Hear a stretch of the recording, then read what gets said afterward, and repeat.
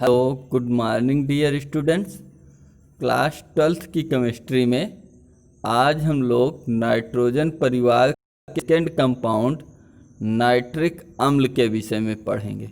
Nitric अम्ल प्राचीन काल का एक प्रसिद्ध अम्ल जिसे हम लोग सोरे का अम्ल या एक्वा फोर्टिस भी कहते हैं। नाइट्रिक अम्ल HNO3 जिसका रासायनिक सूत्र होता है HNO3, यह सांद्र एवं तनु दोनों रूपों में खूब प्रचलन में है। प्राचीन काल से ही ज्ञात नाइट्रिक अम्ल को एक्वा फोर्टिस के नाम से जाना जाता था। बाद में ग्लॉबर नामक साइंटिस्ट ने सन 1658 में इसको सोरे और सांद्र सल्फ्यूरिक अम्ल, सोरे का सूत्र होता है KNO3 और सांद्र सल्फ्यूरिक अम्ल कॉन्सेंट्रेट H2SO4 के मिश्रण के आसवन से बनाया, इसलिए इसे नाइट्रिक अम्ल को सोरे का अम्ल भी कहा जाता है। बनाने की प्रयोगशाला विधि। प्रयोगशाला में पोटेशियम नाइट्रेट जिसे सोरा कहते हैं KNO3 को या NaNO3 सोडियम नाइट्रेट, या तो पोटेशियम नाइट्रेट हो या सोडियम नाइट्रेट हो, पोटेशियम नाइट्रेट या सोडियम नाइट्रेट को सांद्र सल्फ्यूरिक अम्ल के मिश्रण को गर्म करने पर नाइट्रिक अम्ल प्राप्त होता है। या पोटेशियम नाइट्रेट हो या सोडियम नाइट्रेट हो, यदि इन दोनों में से किसी एक को सांद्र सल्फ्यूरिक अम्ल के साथ गर्म करते हैं तो नाइट्रिक अम्ल प्राप्त होता है।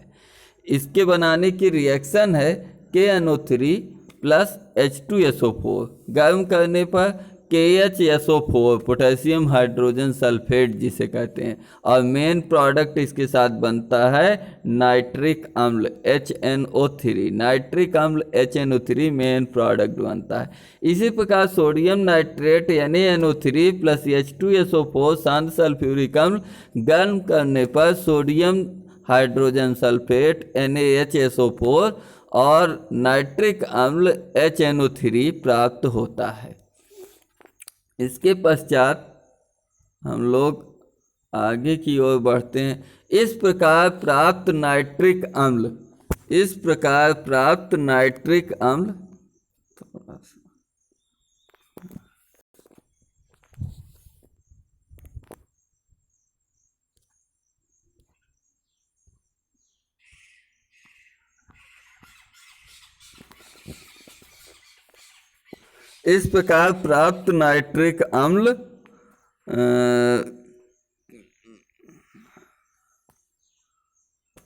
को ठंडा करके द्रवित कर लेते हैं। नाइट्रिक अम्ल का औद्योगिक निर्माण। इंडस्ट्रियल प्रोसेस ऑफ नाइट्रिक अम्ल। नाइट्रिक अम्ल को औद्योगिक पैमाने पर कैसे बनाया जाए, तो औद्योगिक पैमाने पर नाइट्रिक अम्ल का निर्माण निम्नलिखित दो विधियों द्वारा किया जाता है। यदि हमें औद्योगिक पैमाने पर नाइट्रिक अम्ल बनाना हो तो इसे बनाने की निम्नलिखित दो विधियां हैं। पहला है बर्कलैंड एवं आइड की विधि, दूसरा है ऑस्टवाल्ड विधि। इन दोनों विधियों में से ऑस्टवाल्ड की विधि अत्यंत उपयोगी एवं महत्वपूर्ण है।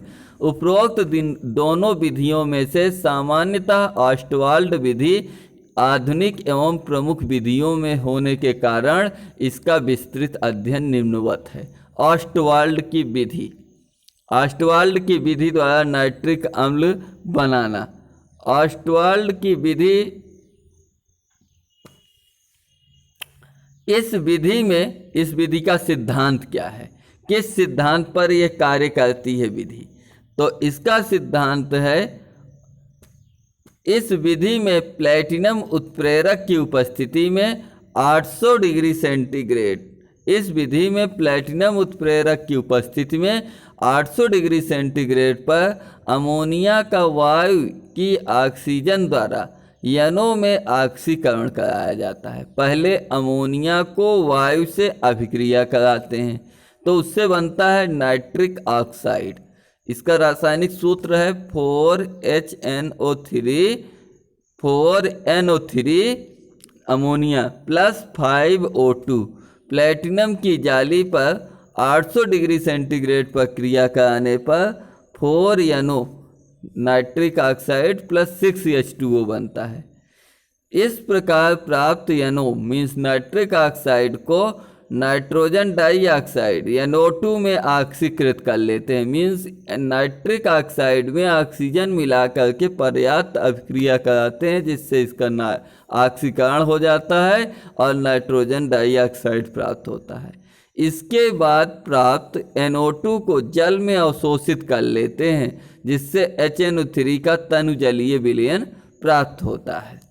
तो यहाँ पर रिएक्शन दिए हुए हैं कि 2NO plus O2 arrow 2NO2, 2NO plus O2, 2NO2 nitric oxide oxygen से क्रिया करके नाइट्रोजन डाइऑक्साइड बनाता है, और 2NO2 plus H2O arrow HNO3 nitric अम्ल प्लस HNO2 नाइट्रस अम्ल प्राप्त होता है।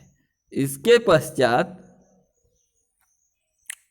नाइट्रस अम्ल, ये नाइट्रिक अम्ल लिखा हुआ है, ये गलत है, ये नाइट्रिक अम्ल नहीं, नाइट्रस अम्ल।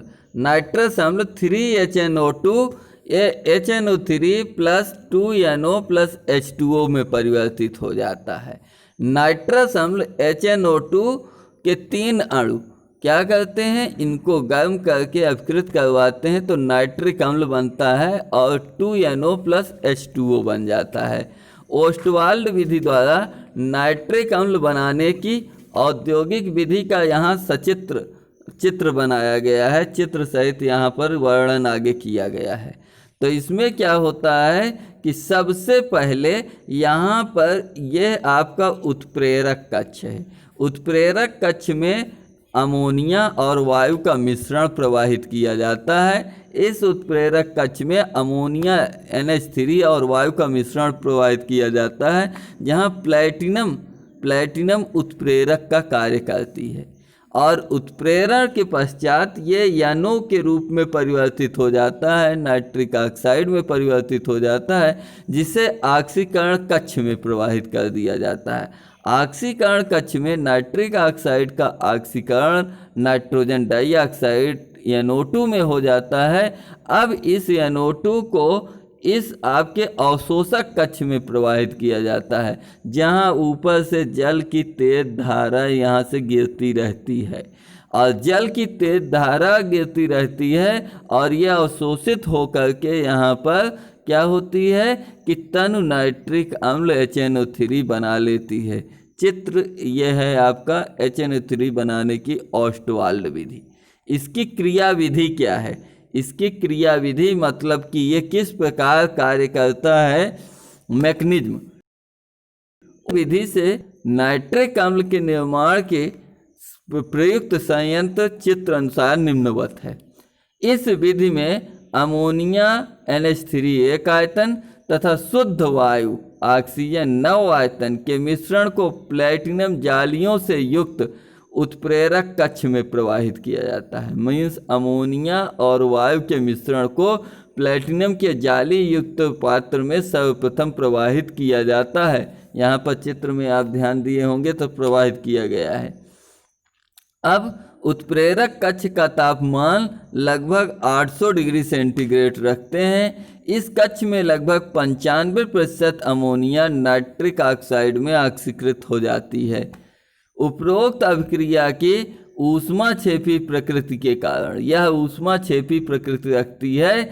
उत्पन्न ऊष्मा प्लैटिनम उत्प्रेरक का तापमान 800 डिग्री सेंटीग्रेड के आसपास बनाए रखती है।